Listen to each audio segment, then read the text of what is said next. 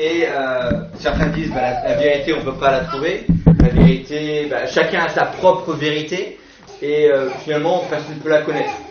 Et sauf qu'aujourd'hui, tout le monde est à la recherche de cette vérité-là. Quelqu'un qui tue une personne par vengeance, parce que cette personne nous a fait du mal, pour lui, c'est pas une mauvaise chose de tuer l'autre. Mais pour certains, ça l'est. Et c'est pour ça qu'on ne peut pas dire chacun a sa propre vérité, parce que finalement, il y a une vérité, c'est tu tues quelqu'un, tu as tué quelqu'un. C'est pas parce que tu as de bonnes raisons pour le faire, il n'y a pas de bonnes raisons pour tuer quelqu'un. Donc c'est pour ça que quand on parle de chacun a sa propre vérité, on est tous confus parce que ce n'est pas vrai, ce n'est pas réel de savoir que chacun peut avoir sa propre vérité. Moi j'ai ma vérité, toi tu as la tienne, et puis ça colle pas, mais bon c'est pas grave, c'est comme ça.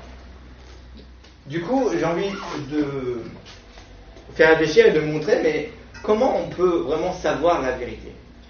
Et il y a une conversation qui m'a frappé il y a plusieurs semaines dans la Bible, dans l'évangile selon Jean, dans le 18e chapitre, une conversation qui apporte des réponses concernant cette problématique que tout le monde recherche la vérité. Et cette conversation se passe entre Pilate et Jésus. Pour vous donner un peu le contexte, Jésus a été trahi, a été mis devant les grands prêtres des Juifs et veulent le mettre à mort. Donc il l'amène à Pilate parce que c'est juste avant la Pâque et ils ne veulent pas mettre quelqu'un à mort juste avant la Pâque et même ils n'ont pas le droit de mettre à mort et du coup ils demandent à Pilate de le faire mourir. Donc Pilate leur demande mais qu'est-ce qu'il a fait pourquoi vous le jugez pas vous-même dans votre loi? Et elle dit mais on ne peut pas mettre les gens à mort, il faut que tu le tues. Et si on ne t'avait pas à porter, il n'y aurait pas de raison de ne pas le tuer. Et c'est là où on est dans le verset 33 à 38. On voit la conversation, le chapitre 18, Jean 18, chapitre 18, verset 33 à 38. Donc Pilate rentra donc dans le palais de justice et fit comparaître Jésus. Es-tu le roi des Juifs? Lui demande-t-il. Dis-tu cela de toi-même ou d'autres te l'ont dit cela à mon sujet? Répondit Jésus. Est-ce que je suis juif, moi? Répliqua Pilate. Ce sont ceux de ton peuple et les chefs des prêtres qui t'ont livré à moi. Qu'as-tu fait? Jésus lui répondit. Mon royaume n'est pas de ce monde. Si mon royaume était de ce monde, mes serviteurs seraient battus pour que je ne tombe pas aux mains des Juifs. Non, réellement, mon royaume n'est pas d'ici.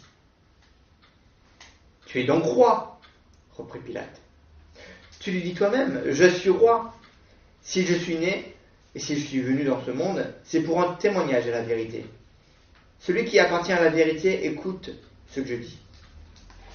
Qu'est-ce que la vérité? Lui répondit Pilate. Là-dessus, il alla de nouveau trouver les Juifs et leur dit, en ce qui me concerne, je ne trouve chez cet homme aucune raison de le condamner. Alors, quand on regarde cette conversation, Pilate le fait comparaître. Donc quand Pilate fait le comparaître, il recherche la vérité, parce que les Juifs lui ont rien dit. Il dit, tu le condamnes, point, et il le mérite. Donc, Pilate le fait comparaître, parce qu'il recherche justement à savoir, mais pourquoi? Et quand on fait comparaître quelqu'un, quand aujourd'hui dans notre société, quelqu'un se fait juger, les juges, ils recherchent à savoir la vérité, mais qu'est-ce qui s'est réellement passé? Et c'est ce qui se passe aujourd'hui. Et c'est exactement ce que Pilate voulait savoir, c'est quelle est la réalité, qu'est-ce que tu as fait de mal? Et on voit dans leur conversation, premièrement, Pilate lui dit, est-ce que tu es le roi des Juifs? Et Jésus ne répond pas directement à sa question tout de suite. Qu'est-ce qu'il dit? Il dit, c'est toi qui le dis ou c'est quelqu'un d'autre qui te dit de le dire? Parce que finalement, c'est un peu ça, c'est que les Juifs voulaient le mettre à mort et ils demandent, est-ce que tu es le roi des Juifs? Donc il répond pas à la question, il dit, c'est toi qui le demandes ou c'est quelqu'un d'autre? Donc après, il pose une autre question, il dit,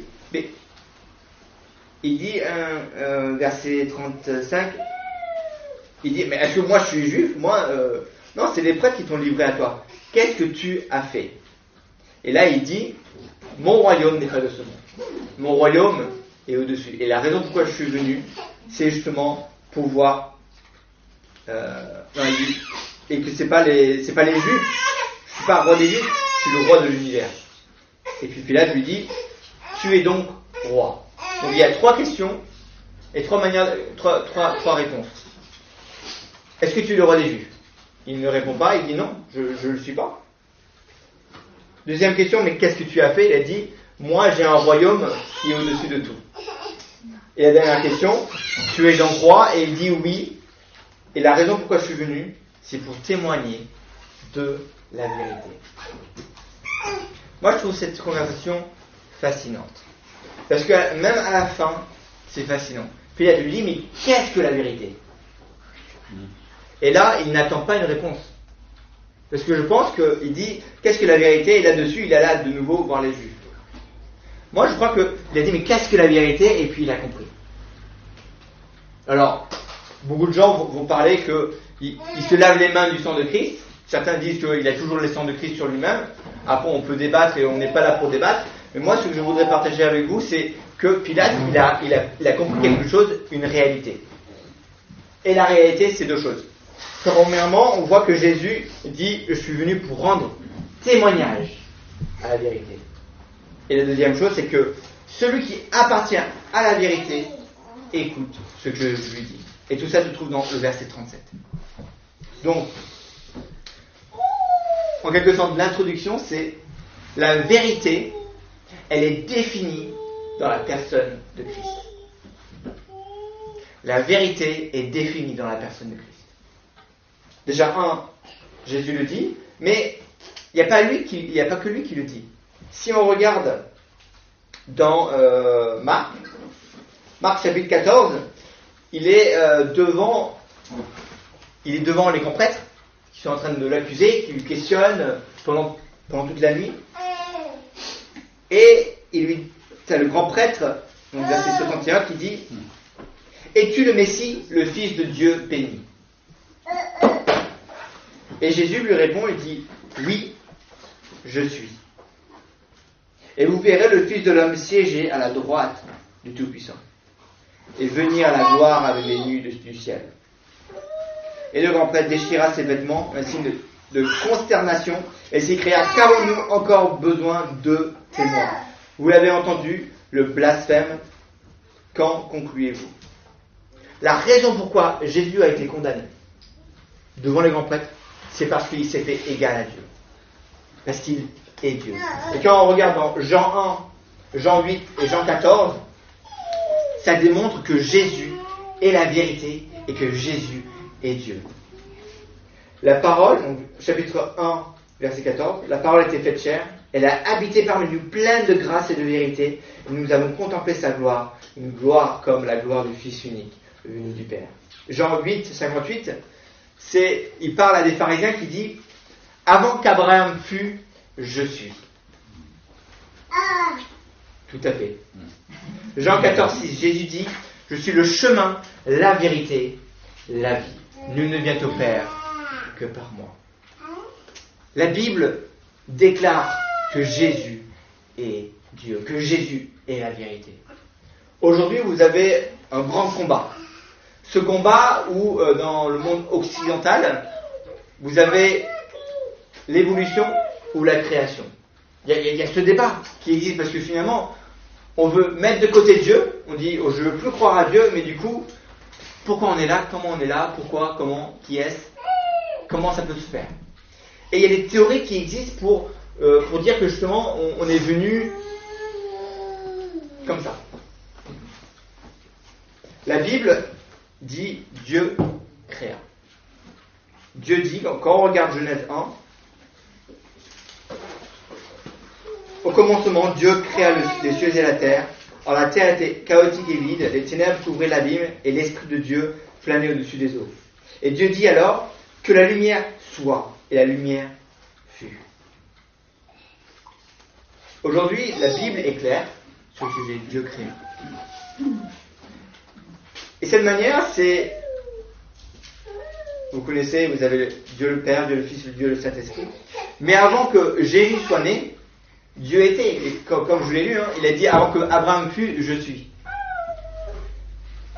Jean 1, premier chapitre, verset 1.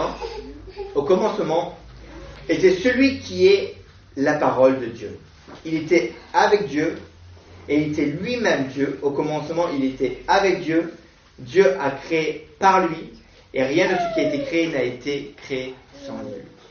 Quand on continue, c'est ce qu'on a lu tout à l'heure, que cette parole a habité parmi nous. Cette parole s'est incarnée dans la personne de Jésus.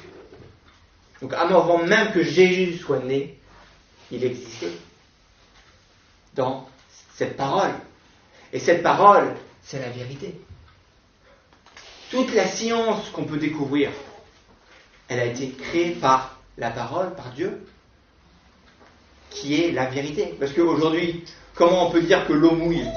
C'est une vérité qu'on ne peut pas nier. Et cette vérité-là a été créée par la parole, par Dieu lui-même. C'est pour ça qu'aujourd'hui, j'ai parlé cette semaine à un athée qui ne croit pas en Dieu. Et du coup, c'est compliqué de lui dire, il faut croire en Jésus, qui est la vérité. Parce que finalement, je ne crois pas en Dieu. Donc là, on parle du fondement de la vérité. Là, le fondement de la vérité, c'est soit Dieu fait chair en Jésus-Christ, ou soit autre chose, et puis vous inventez ce que vous voulez. Pour dire finalement qu'il n'y a pas de vérité, chacun a sa propre vérité. Aujourd'hui, les philosophes, ils sont à cette conclusion-là. La vérité, qui peut le connaître? Mais la Bible nous montre que la vérité est réelle, et qu'il y a une vérité, et cette vérité est définie en Jésus. Et c'est ce que Pilate a découvert. C'est ce qu'il a découvert. Qu'est-ce que la vérité? Moi, je crois qu'il a réalisé, finalement, la vérité est devant moi.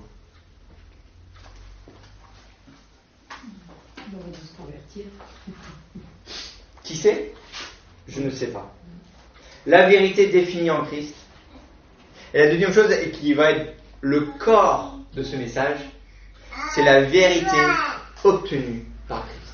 C'est-à-dire qu'on a la vérité définie, qui est Christ, et la vérité qui peut être obtenue. Pourquoi je dis ça? Parce que dans le verset 37, il dit « Celui qui appartient à la vérité, écoute ce que je dis. » Donc une personne qui a la vérité, il écoute Jésus.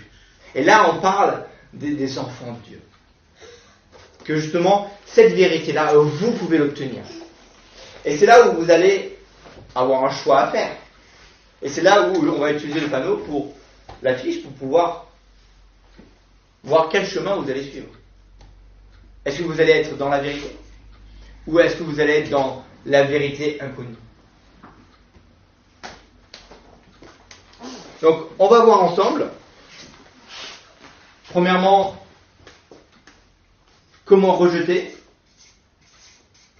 la vérité, parce qu'aujourd'hui, on va pas le nier, il y a plein de gens qui rejettent la vérité, et quand je parle de vérité, on parle de Jésus.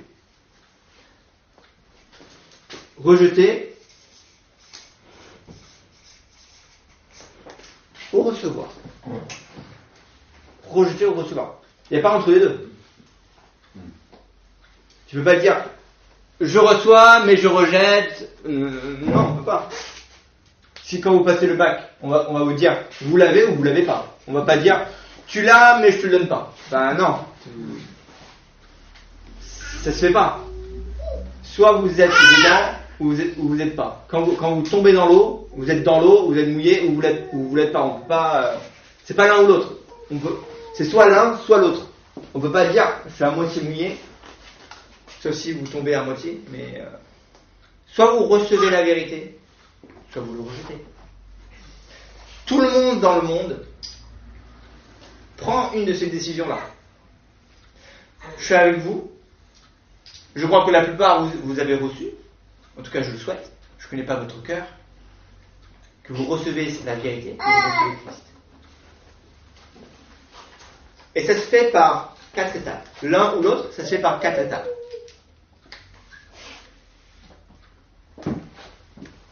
La première, c'est vous allez vous allez écouter, vous allez entendre.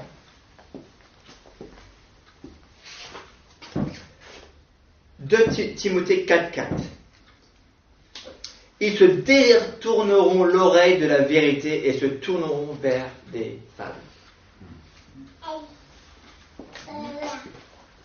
Donc là, ils écoutent des fables, le mensonge.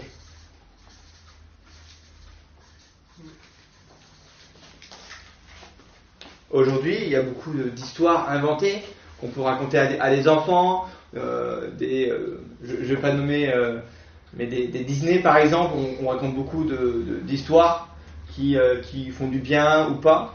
Et aujourd'hui, on a des gens qui croient à des vérités qui sont des fables,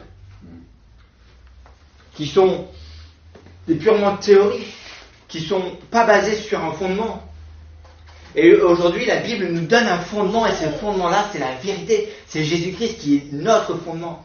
Vous vous souvenez, il y a quelques mois, on a parlé dans 1 Pierre, on avait parlé qu'on est tous des pierres vivantes, et que Jésus-Christ est la pierre angulaire, et c'est la même chose. C'est-à-dire que nous, on est fondés sur Jésus-Christ. Et quand nous n'avons pas Jésus-Christ, nous écoutons des fables, et nous suivons des fables. Nous écoutons des choses qui vont à droite à gauche. Et malheureusement, en France, c'est très facile d'être séduit par les médias. Ils peuvent vous dire ce que vous voulez et pouf, on tombe dans le panneau. Il y a quelques jours, il y a, je ne vais pas dire la chaîne, qui a fait un reportage sur le monde évangélique. Et la manière qu'ils avaient présenté cette chose, c'était que le monde évangélique, c'est le monde sectaire. Directement. On dit voilà, qui peut être sectaire, un monde de secte. Et là, les gens qui écoutent ça, qui ne connaissent pas le monde évangélique, ils vont se dire ah bah c'est sectaire. Et pouf, c'est marqué dans le panneau sectaire. Et grosso modo, tout ce qu'on va voir et regarder, on va le croire. On ne va pas prendre du recul. Et j'ai regardé le reportage. Quand on regarde le reportage, sans réfléchir, on se dit bah oui, c'est tout à fait logique. Je lui donne des exemples que moi je ne crois pas. Mais des exemples qui peuvent sembler très, très sectaires. Et c'est pour ça qu'il faut même nous faire attention à ce qu'on entend, ce qu'on voit par les médias. Et maintenant, dans le monde des réseaux sociaux, aussi, il y a énormément d'informations. Et c'est là où il faut que chacun de nous puisse filtrer ce qui est mensonge et ce qui est vrai, mais qu'on va définir l'évangile. Si vous recevez la vérité, vous allez écouter l'évangile. 1 Timothée 2,4. Dieu veut que tout homme soit sauvé et parvienne à la connaissance de la vérité. Dieu, il souhaite que vous connaissiez qui est Christ. Vous le connaissez. Et pour ce faire, il faut que vous écoutez l'évangile. Ou alors vous allez écouter les fables, les mensonges. Aujourd'hui, on entend beaucoup plus des fables, sans parler d'ici. L'évangile est très peu, si ce n'est jamais, parlé. Par les médias en tout cas. Parce que justement, ils veulent éviter tout ça. C'est triste, mais c'est une triste réalité.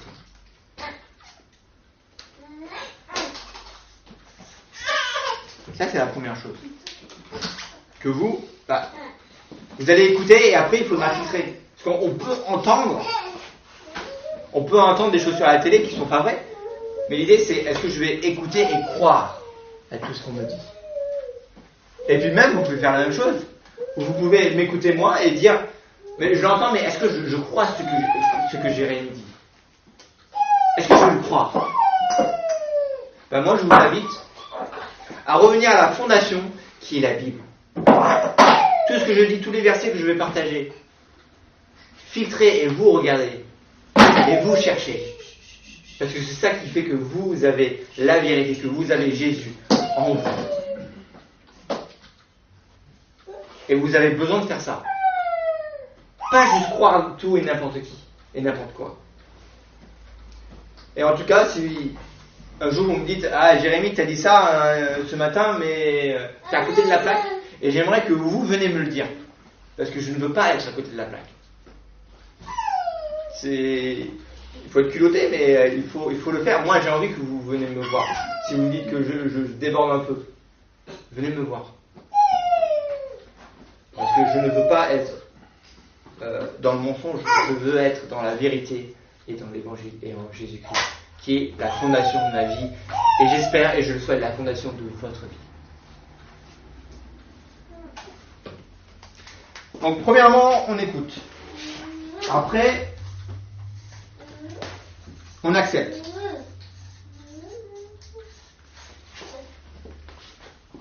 Vous allez accepter les fables, vous allez accepter Christ. Premier épître de Jean, chapitre 2, verset 4, qui dit « Celui qui dit que je l'ai connu et qui ne garde pas mes commandements est un menteur et la vérité n'est point en lui. » Là, je suis dans le premier épître de Jean et je le relis. Il y a quelque chose qui me fascine dans cet épître, c'est que à plusieurs reprises, il parle des gens qui prétendent être des chrétiens, mais que finalement ils vivent comme dans les ténèbres. Que les gens ils disent qu'ils aiment Dieu, mais finalement ils n'aiment pas leur prochain qu'ils voient. Et moi j'ai envie de dire, mais justement, quand vous acceptez, est-ce que vous allez accepter les ténèbres? Vous allez accepter la lumière. Est-ce que vous allez accepter de désobéir? Non. Je vais commencer avec les L, je vais continuer. La désobéissance. Désobéissance. Est-ce que vous allez accepter de désobéir Dieu ou pas? Parce que là, finalement, il y a un choix. Soit vous allez l'accepter, ou soit vous allez accepter de désobéir ou accepter la repentance.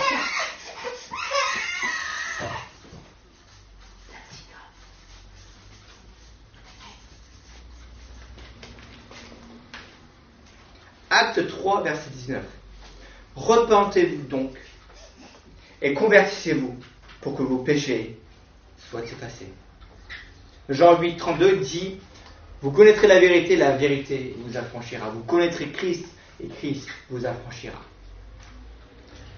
Pour ce faire, vous allez soit dire, je vais me repentir de tous mes fautes, que j'ai péché contre Dieu, ou soit vous allez accepter de dire, j'ai désobéi Dieu, mais je l'accepte et je continue.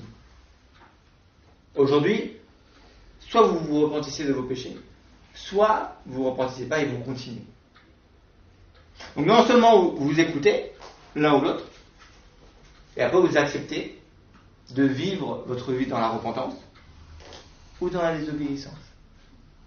Et la repentance, c'est chaque jour. J'ai besoin de me repentir chaque jour devant Dieu.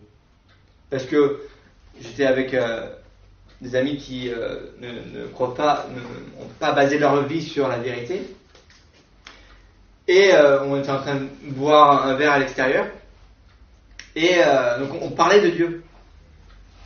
Il me disait, les choses qui sont chrétiennes, les choses qui ne sont pas chrétiennes. Et il me dit, là je suis en train de faire quelque chose de pas très chrétien. Je dis, ah bon? Et en fait, juste derrière moi, il y avait une femme qui y passait. Et il me dit, parce que là je suis en train de convoiter. Et j'ai dit, mais c'est pas parce que t'es pas chrétien que tu convoites. Des chrétiens peuvent convoiter. Mais c'est pas parce qu'on convoite qu'on n'est pas chrétien. Mais la chose, c'est qu'il faut se repentir à chaque fois. On n'est pas parfait, nous, êtres humains. Nous, les chrétiens, on n'est pas parfaits. Même si, dans ce monde, les gens, ils savent ce que les chrétiens doivent vivre, la manière qu'ils doivent faire les choses. Mais c'est pas ça qui est le plus important, c'est de savoir si Christ est en vous, qui vous permet de vous repentir chaque jour, chaque fois que vous faites du tort. C'est ça la chose du chrétien. C'est pas être parfait, parce que vous ne le serez jamais. Jusqu'au jour où vous serez dans la personne de Christ, dans un autre corps, un corps qui ne péchera jamais. Donc la repentance, ou continuer de désobéir à Dieu. C'est à vous de l'accepter ou pas. Troisième étape, qui va un peu avec ce que j'ai dit avant. Mais là, on est dans... qu'est-ce que j'ai marqué ? Vivre.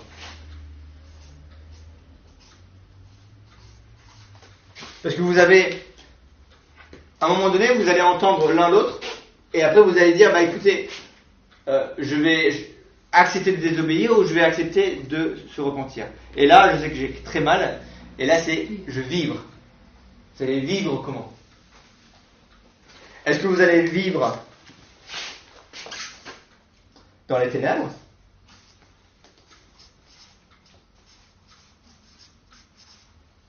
Oui, je sais, j'écris très mal. Avec un S, bien évidemment. Vivre dans les ténèbres. Alors, je ne vais pas utiliser le terme vérité. Parce que j'ai écrit vivre dans la vérité, mais je vais mettre vivre dans la lumière.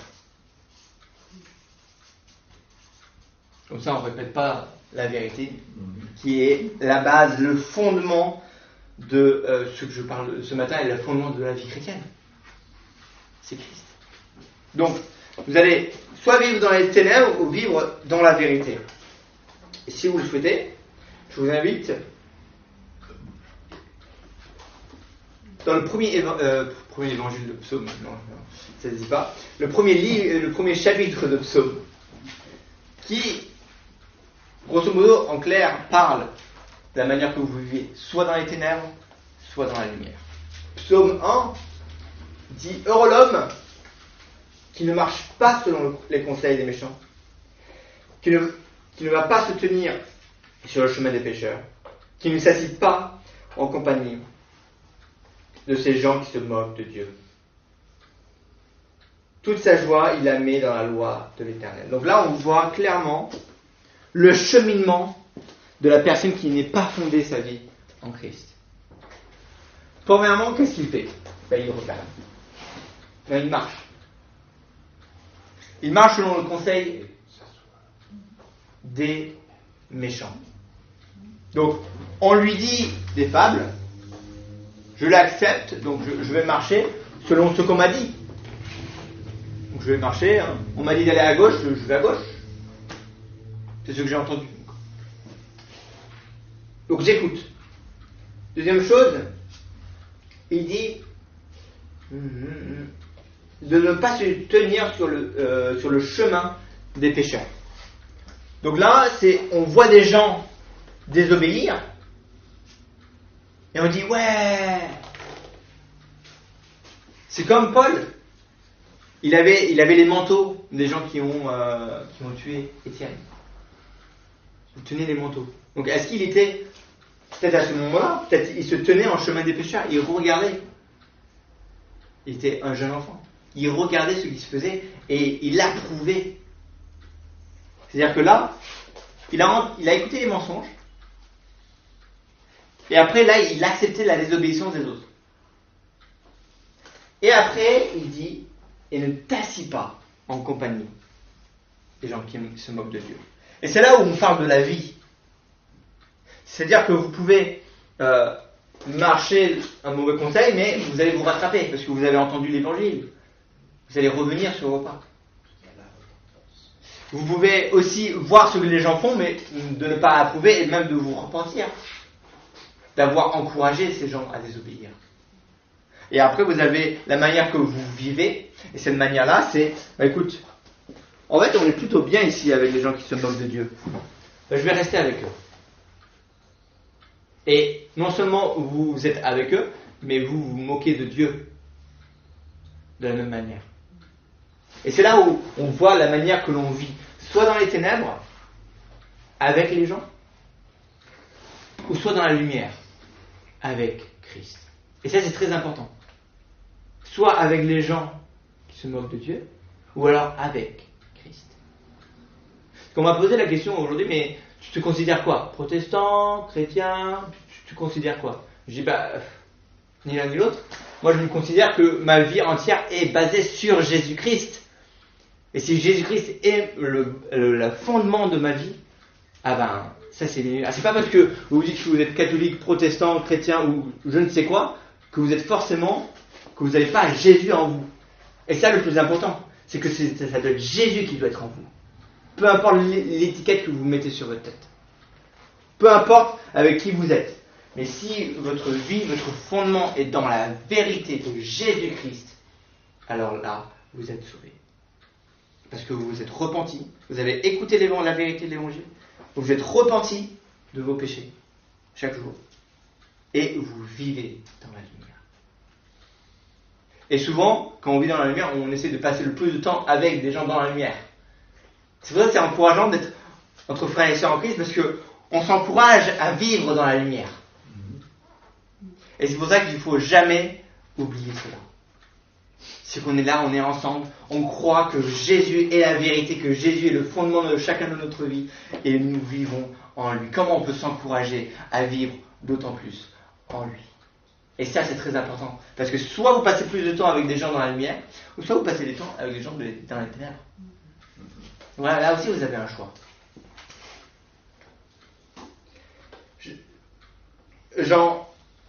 Premier épître de Jean 1, il dit, si nous disons que nous sommes en communion avec lui, donc avec Dieu, et que nous marchons dans les ténèbres, nous mentons et nous ne pratiquons pas la vérité. Si nous disons que nous n'avons pas péché, nous nous séduisons nous-mêmes et la vérité n'est point en nous. Il parle de la vérité n'est pas en nous, c'est-à-dire que la vérité peut être en vous. Quand le Saint-Esprit habite en vous, vous avez la vérité en vous qui vous dit, tu sais, ce que tu viens de faire, c'est pas bien. Repens-toi et reviens à la vérité. Troisième épître de Jean, chapitre 1, verset 3. D'ailleurs, un seul chapitre. J'ai été fort réjoui lorsque mes frères sont arrivés et ont rendu témoignage de la vérité qui est en toi, et de la manière dont tu marches dans la vérité. 1 Corinthiens, chapitre 6, verset 19, il parle que vous êtes le temple de Dieu. Et Dieu habite en vous. Jean 14, 17 dit « L'esprit de vérité que le monde ne peut recevoir parce qu'il ne le voit point et ne le connaît point, mais vous le connaissez car il demeure avec vous et il sera en vous. » La vérité peut être en vous et est en vous si vous avez accepté Jésus dans votre vie. Et vous avez le Saint-Esprit en vous. Merveilleux.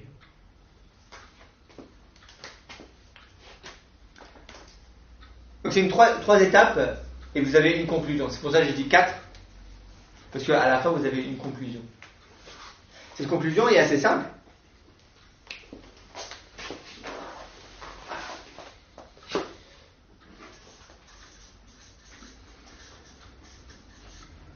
La vérité. La conclusion. Vous êtes soit de ce côté, soit de celui-ci.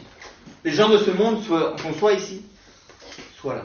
On a l'impression qu'il y a plus de gens ici. On a une impression. Est-ce que c'est vrai?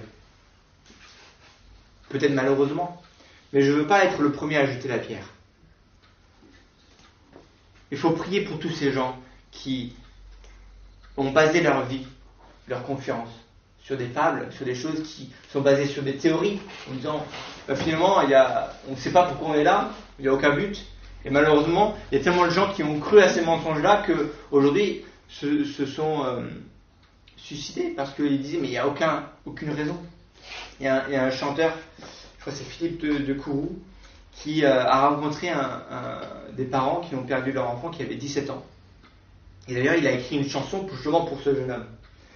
Et il parle qu'il allait voir ses parents. Et cet enfant, en fait, il voyait toutes les choses horribles dans ce monde. Et il dit, mais il y a quelque chose que je peux faire. Il allait voir un prêtre. Et il dit, mais qu'est-ce que je peux faire pour changer le monde? Qu'est-ce que je peux faire? Et le prêtre lui a dit, tu peux rien faire, c'est comme ça. Il a pris sa vie. Parce qu'il a dit, il n'y a aucune raison d'être là, si je ne peux rien faire. Et la chanson que Philippe a écrite est frappante, qui dit, je ne veux plus qu'un enfant meure à 17 ans. De cette manière-là. Parce qu'ils ont cru à des femmes. Ils ont cru à des mensonges. Il faut qu'ils reviennent à la vérité. Il faut que nous puissions encourager tout le monde à revenir à la vérité. Ça va être difficile, c'est très difficile quand vous avez des gens qui ne croient pas que Dieu existe. Mais nous devons essayer de ramener les gens à la vérité, à l'évangile. Donc soit la vérité, alors je l'ai déjà dit récemment, la vérité est comment c'est écrit ? Discréditée. Ou alors attachée. Soit vous restez attaché à la vérité, soit vous allez discréditer la vérité. Parce que vous ne pouvez pas écouter ce message, que ce soit les gens qui sont sur Internet ou les gens qui sont ici présents. Vous ne pouvez pas écouter ce message en disant écoute, moi je vais nier la vérité, et dans ce cas-là, vous allez la discréditer dans le monde. Ou alors vous allez vous attacher à la vérité. Vous attacher à ce fondement qui est Christ. Et tout ce que l'on fait, tout ce que vous faites, tout ce que je fais, doit être basé sur ce fondement qui est la vérité, qui est Jésus-Christ. Donc la prochaine fois que vous avez quelqu'un qui vous dit mais c'est quoi ta religion ? Ma religion c'est Jésus. Ma religion c'est Christ. Et tout ce que la Bible dit, je la bois. C'est pas parce que vous avez une étiquette que ça vous fait de vous un chrétien ou pas. C'est si vous avez Jésus en vous, si vous avez la vérité. Et si on veut revenir dans Jean 18.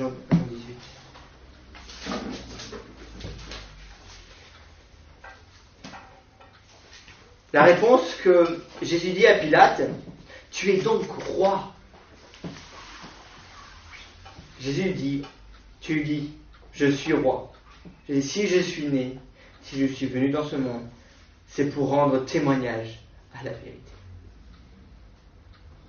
Celui qui appartient à la vérité, écoute ce que je lui dis. La réponse de Jésus est la base de ce message ce matin. Que Jésus est la vérité, que la vérité existait, elle est venue sur terre pour nous montrer la vérité. Et pour tous ceux qui croient en Jésus, qu'il est mort pour vos péchés, qu'il est mort pour vos fautes, qu'il vous aime, vous écoutez. Vous avez la vérité en vous, à travers le Saint-Esprit qui habite en chacun d'entre vous. Voulez-vous recevoir la vérité ou la rejeter ? Prions. Père éternel, je veux te remercier.